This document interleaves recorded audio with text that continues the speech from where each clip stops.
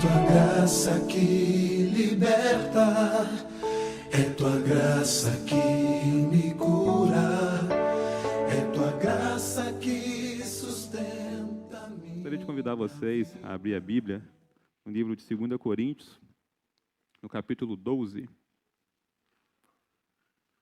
Livro de 2 Coríntios, capítulo 12, nós leremos do versículo 7 até o versículo 10, tá bom? 2 Coríntios, capítulo 12, versículo 7 até o versículo 10. Amém, irmãos? Diz assim o texto: E para que eu não me ensoberbecesse com a grandeza das revelações, foi-me posto um espinho na carne, mensageiro de Satanás para me esbofetear, a fim de que eu não me exalte. Por causa disso, 3 vezes pedi ao Senhor que o afastasse de mim. Então ele me disse: a minha graça te basta, porque o poder se aperfeiçoa na fraqueza. De boa vontade, pois, me gloriarei nas fraquezas, para que sobre mim repouse o poder de Cristo. Pelo que sinto prazer nas fraquezas, nas injúrias, nas necessidades, nas perseguições, nas angústias, por amor de Cristo. Porque quando sou fraco, então é que sou forte. Vamos fazer mais uma oração, irmãos? Deus, Pai do nosso Senhor e Salvador Jesus Cristo, queremos te agradecer, te louvar, porque o Senhor nos concede esse momento maravilhoso de podermos estarmos na sua casa para te adorar. O Senhor nos concede a honra de sermos chamados filhos do Senhor, Pai. Que honra tamanha para nós. Que o Senhor possa se fazer presente agora neste local. As minhas palavras, Pai, não têm poder de nada, eu não tenho poder para nada, mas o Teu Espírito pode agir através da pregação do Evangelho e que o Senhor console, que o Senhor edifique nesse local, Senhor. Esteja conosco na sua pregação, na pregação da sua palavra, em nome do Senhor Jesus. Amém. Irmãos, Corinto era uma das mais importantes cidades da Grécia. Lógico que ela estava englobada em todo o Império Romano e, com isso, também se tornava uma das principais cidades do Império Romano. Tinha uma grande quantidade de população, tinha um grande porto e a economia girava muito em Corinto. Essa igreja ela foi fundada pelo apóstolo Paulo. Se vocês abrirem aí em Atos 18, vocês vão ver Paulo chegando na cidade de Corinto na sua 2ª viagem missionária. E ele fica na cidade edificando, preparando e organizando toda a estrutura da igreja por 18 meses. E ele fica ali um período, depois ele dá rumo para a sua viagem missionária. Era uma igreja muito grande, irmãos, de fato, e apresentava muitos obstáculos para serem criados. Principalmente porque em Corinto tinha muita idolatria, muitos templos pagãos, também era muito influenciado pela filosofia grega, eles tinham forte influência dos filósofos chamados sofistas, que era um grupo de pessoas que ganhavam dinheiro através da sua eloquência. Então, tinha muitos obstáculos. E sabendo dos obstáculos, próprio Deus preparou Paulo para edificar, para plantar a igreja aí. Em Atos, no capítulo 18, no versículo 9 a 10, próprio Deus aparece para Paulo em uma visão e fala: olha, não temas, pelo contrário, fale e não te cales, porquanto eu estou contigo, e ninguém ousará fazer-te mal, pois eu tenho muito povo nessa cidade. De fato, irmãos, a igreja de Corinto se tornou uma igreja muito grande, população muito grande naquela igreja. E após 3 anos de sua fundação, Paulo recebe informações de que a igreja estava se desviando do padrão de conduta cristão e do padrão estabelecido pelos apóstolos. Seus problemas eram vários, entre eles estavam que tinham cerca de 4 grupos distintos dentro da igreja, lembra lá?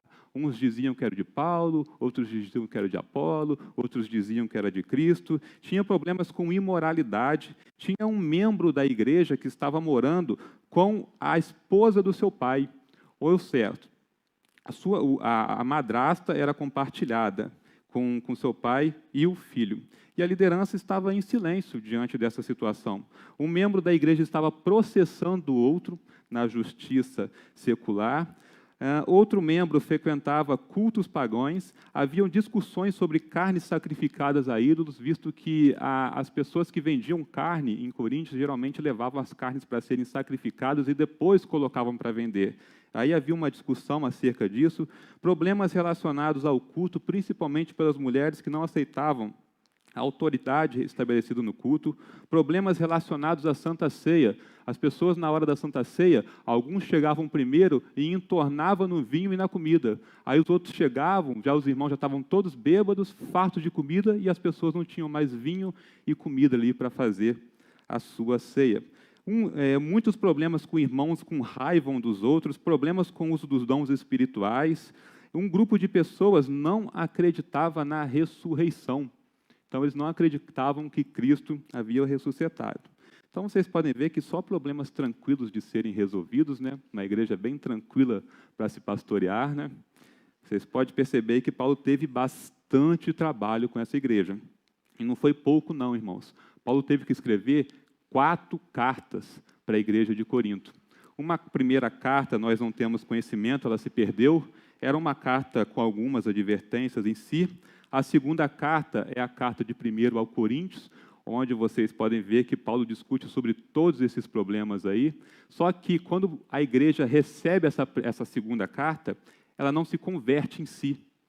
Ela não cai ali no arrependimento. E aí há uma resistência por parte da igreja, e Paulo tem que escrever uma terceira carta, que também é uma carta que se perdeu, que chama Carta Severa. Possivelmente é uma carta que Paulo deu uma puxada de orelha violenta na igreja de Corinto.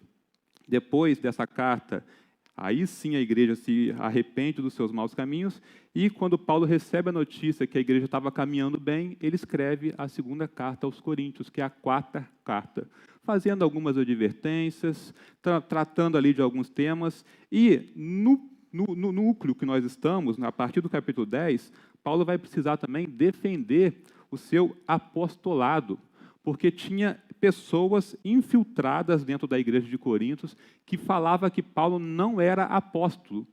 Primeiro, porque ele não tinha visto Cristo, e um tema, e algo que nós vamos falar aqui, um argumento que eles usavam era que Paulo sofria muito. E por Paulo sofrer muito, ele não poderia ser apóstolo. Ele fala, esse homem sofre demais, rapaz. Não tem como um cabra desse aí ser apóstolo. Isso aí está em pecado e é por isso que ele sofre. Então, a gente vai ver aqui na nossa mensagem como que isso influencia na vida aqui de Paulo.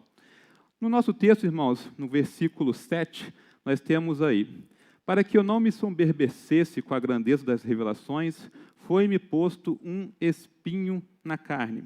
Paulo fala aí que foi dado a ele, né, um espinho na carne. Nós não sabemos o que é esse espinho. Nós sabemos que era uma provação física da vida de Paulo, mas não sabemos de fato o que era.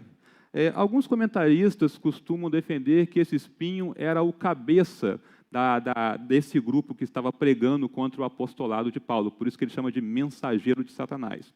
Nós não podemos falar de certo, mas o que sabemos é que era uma provação física de algo que Paulo estava ali passando apertado. Espinho, irmãos, talvez seja uma tradução equivocada. A mesma palavra para espinho, no grego, é também estaca. Então, aqui, para a tradução mais fiel, seria uma estaca que estava cravada na carne de Paulo. A palavra que Paulo usa aqui, estaca, eram umas estacas que eram feitas para fazer as tendas, né? Quando armava as tendas, aí você ia lá, colocava na cordinha para segurar. O que Paulo está falando ali é que uma estaca dessa estava cravada na sua carne. E isso, lógico, falando metaforicamente, né? Paulo descreve vamos citar aqui de espinho, como está no texto, como um mensageiro de Satanás para lhe esbofetear. Então, de fato, esse espinho na carne de Paulo era uma tentativa de Satanás de atrapalhar o caminhar da obra de Deus. Nós não sabemos qual era esse problema, mas, de fato, nós sabemos que era essa tentativa. Porém, apesar de ser uma ação de Satanás, quem estava por trás, quem colocou o espinho na carne de Paulo, não foi Satanás, foi Deus. E Paulo sabia disso, porque ele entendeu o propósito daquele espinho. E Deus faz isso. Deus usa Satanás. Nós vemos isso na vida de Jó. Deus usando Satanás para tocar em Jó. E a gente às vezes fala, não pode. Um Deus que dá sofrimento para o seu povo, isso não pode entrar na minha cabeça, né? Porém, irmãos, nós sabemos que esse espinho, quem tinha permitido, ordenado foi Deus, porém Satanás se aproveitou dessa situação. E a ação de Satanás, eu costumo chamar que nos sofrimentos, ela é uma ação triplamente qualificada, né? Às vezes você vai ouvir os jornais aí, e ele fala de um homicídio duplamente qualificado, não sei nem se eu estou falando o termo certo, os advogados aí depois me corrigem, né? Mas eu costumo falar que a ação de Satanás no sofrimento do cristão, ela é triplamente qualificada. Primeiro, ele coloca a mão no espinho, para causar dor, porque o espinho vai de fato causar dor na pessoa, vai causar um cansaço, vai causar alguma reação. A segunda ação de Satanás é na mente da pessoa que está sofrendo. Ele chega e fala assim, que isso, Neto? Você é um cristão que serve a Deus há tanto tempo, está sofrendo? Não pode. Um cristão não pode sofrer. Não é permitido a um cristão sofrer, né? Que Deus é esse que você adora? E a tripla ação de Satanás é uma ação na cabeça das pessoas. E é a ação que estava acontecendo aqui por parte das pessoas que estavam pregando contra o apostolado do Paulo. Espera aí, esse homem está sofrendo. Ele não é um cristão, porque um cristão não sofre. Foi assim que aconteceu na vida de Jó. Quando os amigos de Jó viram todo o sofrimento dele, o que falaram? Você está pecado, Jó. Você está em pecado. Isso aí é pecado. Não tem outro resultado. Então, essa é uma tripla ação de Satanás. E aí, irmãos, nós precisamos tomar muito cuidado, porque é dessa forma que Satanás nos ataca no sofrimento. Ele tem essa ação tripla de causar dor, de causar confusão na nossa mente e de causar confusão também na mente das pessoas. E as pessoas, nós recebemos ainda um triplo ataque das pessoas. Essa é a ação de Satanás nos sofrimentos. E muitas vezes essa ação faz com que questionemos a ação de Deus em nossas vidas. Vai questionar. Espera aí, por que eu estou sofrendo, Deus? Por que eu estou com esse espinho na minha carne? Por que eu sou servo de Deus? Te sirvo desde os meus 9 anos e eu estou aqui sofrendo? Sabe, irmãos, mas ainda que aconteça essa ação, nós devemos saber que as nossas provações não são diferentes da de Paulo e que deve produzir na gente o mesmo exercício de fé que vai produzir na vida de Paulo. Que Deus nunca falou com você que você não ia sofrer. Deus nunca te deu essa promessa. Ele falou que em todos os momentos Ele estaria com você, ainda que nos seus sofrimentos. O segundo aspecto do nosso texto, irmão, está na parte B do versículo 7. Vocês podem ver aí, e até nem é na parte B, também está no início e no final. Para que eu não me ensoberbecesse com a grandeza das revelações, foi-me dado um espinho na carne, a fim de que eu não me exalte. O espinho da carne de Paulo tinha um propósito. O propósito aqui era que ele não se ensoberbecesse. Se você ler o capítulo 12, nos primeiros versículos, você vai ver que Paulo fala de uma visão que ele teve, que ele é levado até o terceiro céu, e para que ele não se ensoberbecesse, para que ele não se exaltasse, foi-lhe dado esse espinho. Qual que é o ponto, irmãos? É que todo sofrimento, todo espinho na vida daqueles que são obedientes a Deus, na vida daqueles que são tementes a Deus, tem um propósito. Cada segundo de sofrimento que você passa tem um propósito. Deus não coloca o sofrimento porque Ele quer te ver sofrer. Deus não é um Deus sádico que tem prazer no sofrimento. Não. Tudo tem um propósito. Alguns você vai até reconhecer o propósito, como Paulo. Outros você não vai conseguir reconhecer. Mas você deve saber que cada minuto de sofrimento que você passa tem um propósito para isso. Tem um propósito do porquê você está passando isso. E ainda mais, nós temos uma promessa de que esse propósito é para o nosso bem. Se você abrir aí em Romanos, no capítulo 8, no versículo 28, Paulo vai dizer: sabemos que todas as coisas cooperam para o bem daqueles que amam a Deus. Todas as coisas cooperam para o seu bem, até mesmo os seus sofrimentos. O terceiro aspecto do nosso texto está ainda no versículo 8. Por causa disso, 3 vezes pedi ao Senhor que o afastasse de mim. Paulo, diante da situação que estava cercando, diante desse espinho na carne, ele recorre ao Senhor. E ele recorre ao Senhor 3 vezes. Sabe qual que é o ponto? É que muitos de nós, quando estamos sofrendo, nós não conseguimos recorrer ao Senhor por causa daquela ação de Satanás. Porque a gente acha que a gente não deveria estar passando por aquilo. Porque a gente acha que o que a gente está passando é injusto. A gente acha que o nosso sofrimento é injusto. A gente deixa que a dor nos cale. E a gente não tem força nem de orar a Deus uma vez. Quanto mais 3. A gente deixa que Satanás faça ali uma ludibriagem na nossa mente. E a gente se cala perante o Senhor. Só que Paulo, irmãos, ele não deixou se vencer pela ação de Satanás em sua vida. Paulo recebeu os 3 ataques. O ataque triplamente qualificado. Mas ele não deixou. Ele orou uma vez: Deus, tira o espinho da minha carne. Deus não respondeu. Deus, tira o espinho da minha carne. O Senhor não respondeu. Na 3ª vez, Deus responde a ele. E aí, irmãos, a resposta veio na 3ª vez que Paulo ora. No versículo 9, ele diz: então ele me disse, a minha graça te basta, porque o poder se aperfeiçoa na fraqueza. Depois de orar, então, irmãos, pela 3ª vez, Paulo, ele é respondido.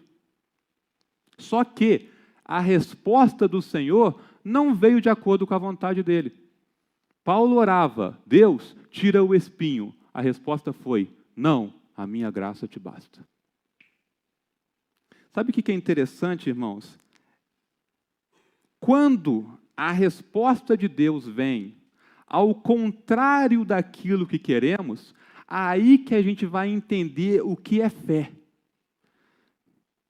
Entender que a fé, ela também é estabelecida contra a nossa vontade. Crer naquilo que queremos é muito fácil. É muito fácil eu crer que Deus pode me dar uma vitória, que Deus pode me dar um carro do ano, que Deus pode dar a cura, que Deus pode livrar essa pessoa que está me perseguindo, que Deus pode levantar coxos, que Deus pode levantar paralíticos. É muito fácil crer nisso. Agora, crer naquilo que é contra a sua vontade é mais difícil. É mais difícil. Abacuque, o profeta Abacuque, orava a Deus, vendo a situação do seu povo. Judá estava totalmente inclinada ao mal. Judá, a nação que foi escolhida para vir o Messias, totalmente entregada ao mal, totalmente entregue à corrupção, à imoralidade, à injustiça. Abacuque ora aquilo e fala: não, espera aí, não pode ser. Deus, restaure o seu povo, restaure o seu povo. Faça do seu povo o povo de Deus. Sara os corações, traz eles de volta para ti. E Abacuque ora insistentemente, até que Deus responde. Aí Abacuque: oh, glória a Deus, agora sim a gente vai ver o povo todo adorando ao Senhor, Deus vai colocar a lei nos corações deles, e eles vão todos se converter. Deus fala: não, não é isso que eu vou fazer, Abacuque. O que eu vou fazer é escolher a nação mais cruel, liderada pelo homem mais cruel, e eu vou fazer com que essa nação entre em Jerusalém, mate todo mundo que estiver na frente, queime o templo e leve sequestrado as pessoas que eles encontrarem.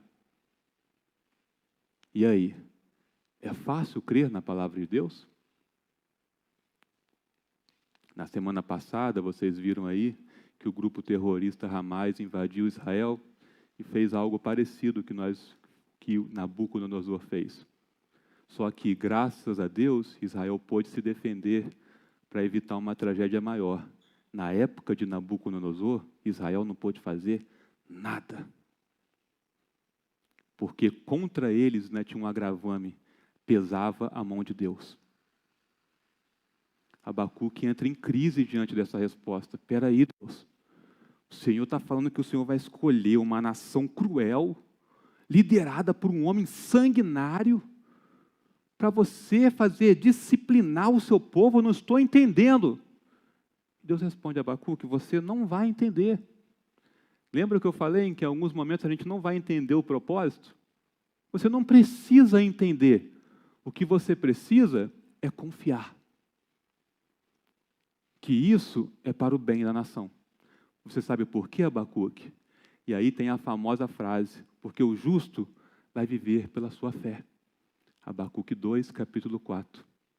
Depois Paulo usa essa mesma frase para embasar a sua tese da justificação pela fé em Romanos.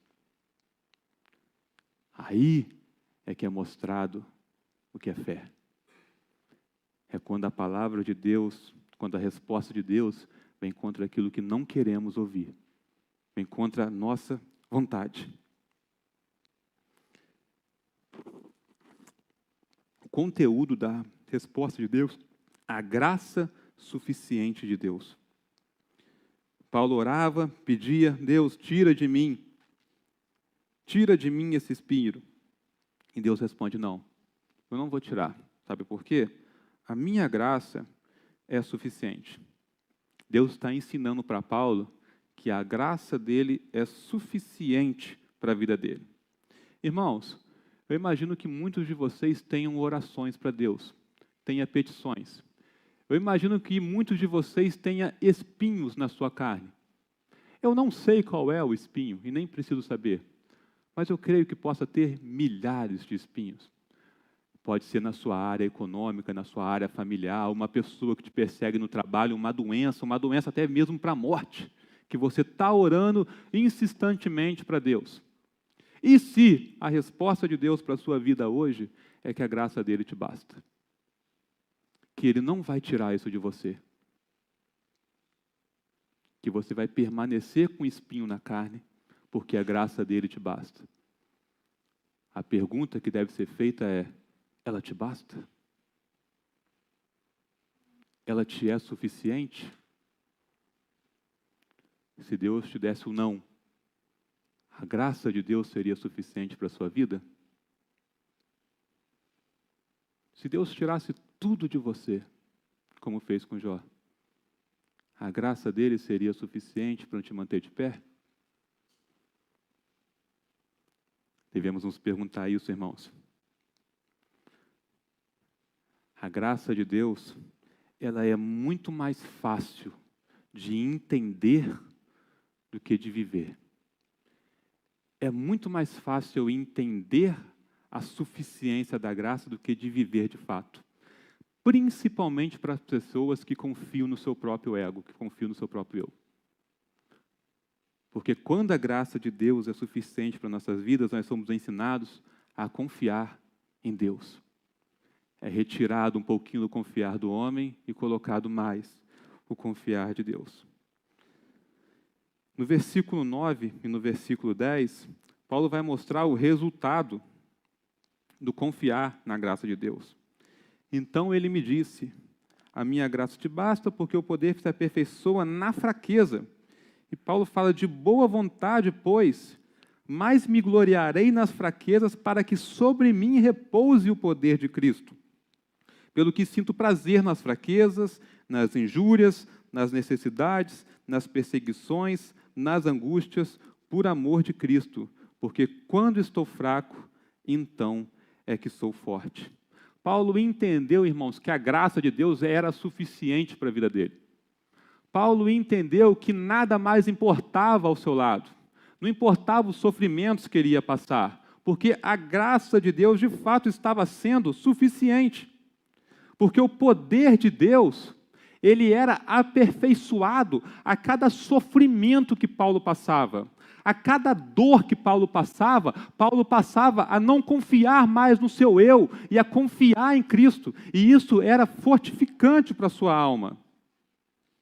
Tudo isso proporcionou um fortalecimento através do Espírito Santo que fortificava Paulo. Irmão, se você for abrir aí no capítulo 11, no finalzinho do capítulo 11 de 2 Coríntios, Paulo vai falar algumas situações que ele passou. Ele foi diversas vezes chicoteado, diversas vezes apanhou com vara, passou fome. Muitas das vezes Paulo relata que ele estava em jejum, não porque ele estava em jejum para Deus, mas porque não tinha o que comer. Passou frio. No capítulo 11 ainda relata que ele passou 3 naufrágios de navio. Em um desses naufrágios ele ficou no mar durante 1 dia e 1 noite, até ser socorrido. Paulo escreveu a carta de Coríntios quando ele estava em Éfeso, lá em Atos 19. Então, a partir dali, ainda aconteceram muitas coisas na vida de Paulo. Paulo foi parar em Jerusalém ele foi preso, foi esbofeteado, levaram ele para se apresentar em diversos governadores escandalizaram ele, mentiram contra ele, até ele apelar para César. Então, Paulo vai ser agora transportado para Roma. O transporte para Roma foi uma viagem totalmente turbulenta, porque era uma viagem a navio e estava muita tempestade. E a viagem foi tão turbulenta que o navio novamente naufragou, passando aí o 4º naufrágio. Aí Paulo vai parar numa ilha chamada Malta, ao sul da Itália. Nessa ilha ele vai pegar alguns gravetos para fazer uma fogueira, para se esquentar. E aí quando ele vai pegar os gravetos, uma cobra vem e morde a mão de Paulo. Paulo vai. Até que ele chega em Roma, ele planejava chegar em Roma para ser enviado para a sua 4ª viagem missionária. Paulo chega em Roma trancafiado para ir para a prisão. Passa 2 anos inteiros trancados na sua casa em prisão domiciliar. Até que, por fim, ele é condenado à morte pelo imperador Nero, no chamado Circo de Nero. No final da sua vida, Paulo falou para seu discípulo Timóteo: combati o bom combate, acabei a carreira, porém eu guardei a minha fé. Quando você lê 2 Timóteo, você não vê as tristezas de um homem abatido pelos seus sofrimentos, não. Você vê um homem totalmente fortificado pela ação do Espírito Santo na vida dele. E é isso, irmãos, que os nossos sofrimentos e as nossas dores devem produzir para a gente. A gente deve, de fato, parar de tentar confiar nas nossas forças, confiar em nós mesmos e passar a confiar mais em Deus, para que não importemos aquilo que vamos passar, se é luta, se é prova, se é injúria, se é fome, se é dor, nada importe. Porque no final, o que importa vai ser se a gente tem ou não tem a graça de Deus. É tua graça que liberta, é tua graça que me